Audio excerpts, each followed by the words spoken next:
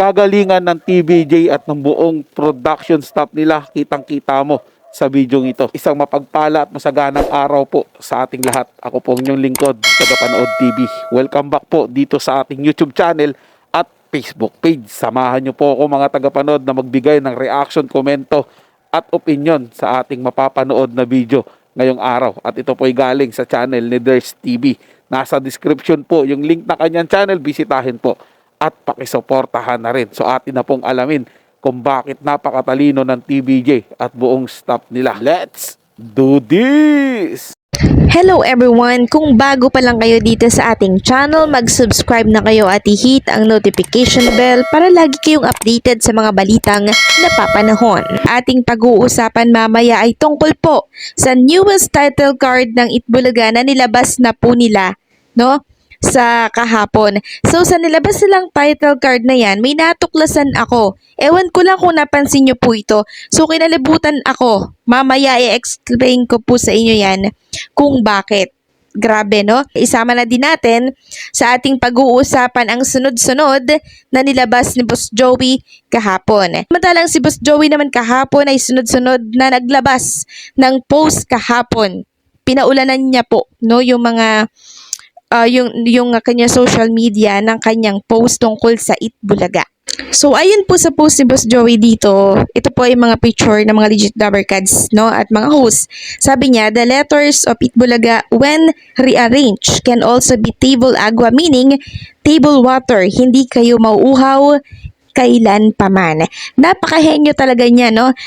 Na-connect niya po yung Itbulaga sa tubig sa mesa na siyang dahilan para hindi tayo mauuhaw mula sa Itbulaga. Hindi lang tayo mauuhaw, hindi din tayo magugutom dahil lagi tayong binubusog ng Itbulaga every paranghalian. Mayahalin tulad nga naman ng Itbulaga sa tubig dahil kung walang tubig, hindi kumpleto ang ating pang-araw-araw na buhay. Parang Itbulaga lang yan. Kung walang Itbulaga, kulang ang araw natin dahil nasanay na tayong sila yung ating kasama sa pananghalian. Yung pangalawang post naman ni Boss Joey, sabi niya, pag nirumble mo pala ang 9 letters ng Itbulaga, you'll be surprised to have a surprise. Aba gulat. Itbulaga ay surprise talaga, no? Kaya araw-araw lagi tayong ginugulat ng TVJ sa kanilang mga hinahandang surprise na siyang natagpuan din sa Itbulaga ang ibang term ng bulaga. Kundi yun ay gulat. Tunay na henyo talaga si Boss Joey. Ngayon naman, puntahan natin ang bagong title card ng Itbulaga. So ilalagay ko na lang po sa mga screen ninyo ang bagong title card or yung bagong background po ng Itbulaga. Pinalitan na po nila ito kahapon. Yan, makikita po ninyo dyan, ano? Na colorful yung background ng Itbulaga. So, kung dati plain lamang po yung background nito, ngayon colorful na, no? And inilabas po ito kahapon, pinalitan na din po nila yung mga social media account nila ng picture. Ito na yung pinakang nilagay nila as profile picture. Mas maaliwalas ito, no? Hindi na siya basta plain lang, unlike nung una na parang white lang na medyo abo, 'di ba? Ngayon, mas colorful na po. Mas nabuhay yung salitang Itbulaga, no? Ngayon, may natuklasan po ako sa background ng Itbulaga. New title card nila kasi kahapon iniisip ko kung ano yung background nila. Yun pala yung mga old logos ng Itbulaga simula 1979, pinalabo lang po nila. So ipapakita ko po sa inyo yung mga logo na yung hindi pa po napapalabo, no? So ayan po yung mga logo na background ngayon ng Itbulaga na siyang pinalabo lang. So ang husay po ng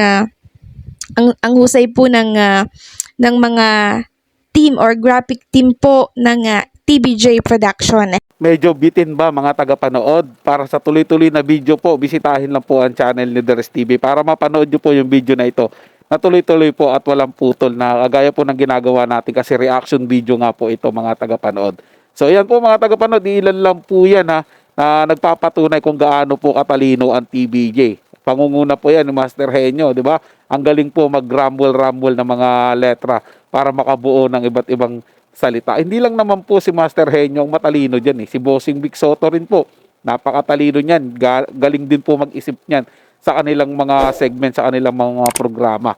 Lalo naman po si Tito Sen pagdating naman po sa kanilang pananalapi o mga sa financial at mga sweldo po. Kanya-kanya po silang category dyan mga tagapanood. At ito po isa po sa pinaka maganda po na ginawa nila eh yung kumuha po ng team na napakagaling din po. 'Di ba? Yung mga writers nila, yung graphic artist nila, 'di ba? Ang gagaling po nila. Nakita nyo po yung bagong title po ng Itbulaga, yung logo po nila. Ang galing po mga tagapanood, 'di ba? Sino ba naman pong mag-aakala sa unang tingin pag hindi po kayo sumusubaybay sa Itbulaga at hindi po talaga kayo pa ng Itbulaga, hindi nyo po talaga malalaman kung ano ba ang ibig sabihin ng Itbulaga na yan. Yung pinaka-background nila. Di po pa. Kasi pag tinignan nyo parang ordinaryo lang, nilagyan lang ng kulay, yung AAT andyan pa rin, tapos Bulaga. Pero sa likod niyan mga tagapanood, may meaning po yan. Di po ba? Inilagay po nila dyan yung buong pagkatao nila. Yung buong pagsisimula po nila hanggang makarating sila ngayon. Ngayon sa pinatatayuan po nila o sa bagong tahanan nila. Inilagay na po nila dyan lahat mga tagapanood. Meaning po, yan na po yung huling pasakit po mga tagapanood na natanggap nila at ngayon po nakabango na po sila sa bago po nilang tahanan. Ibig sabihin po niyan mga tagapanood, stop over na po. Wala na po silang lilipatan na ibang tahanan kundi dyan na po sila mananatili kung saan po sila nakadadhanang manatili po ng matagalan po. Kahit sabihin na po natin lahat naman po talaga tayo mawawala na sa mundong ibabaw. Ina nga, sabi natin na wala po ang TBJ. At mayroon pong magpapatuloy niyan. At dyan pa rin po sa tahanan kung nasaan po sila ngayon, magpapatuloy ang TBJ o ang Itbulaga. Ang minahal po ng mga taong bayan na noon time show. Dyan na po. Hanggang sa dulo na po yan mga tagapanood. Wala na po silang alisan dyan eh. Yan na po yung sinabi ng TBJ. Dito na kami. Dito na talaga daw sila.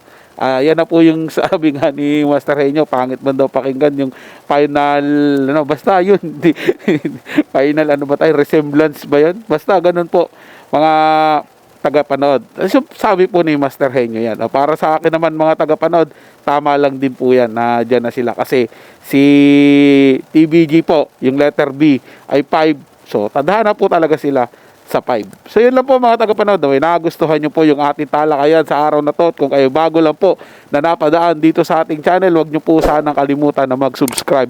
I-hit nyo na rin po notification bell para lagi po kayong updated sa mga bago pang video nating ilalabas. Share, like, and comment din po kayo mga tagapanood. Ating nababasahin at pupusuan. So hanggang sa muli po, ito yung Tagapanood TV. Komento at opinion lamang. Wala pong personalan. Paalam po at mabuhay po kayong lahat.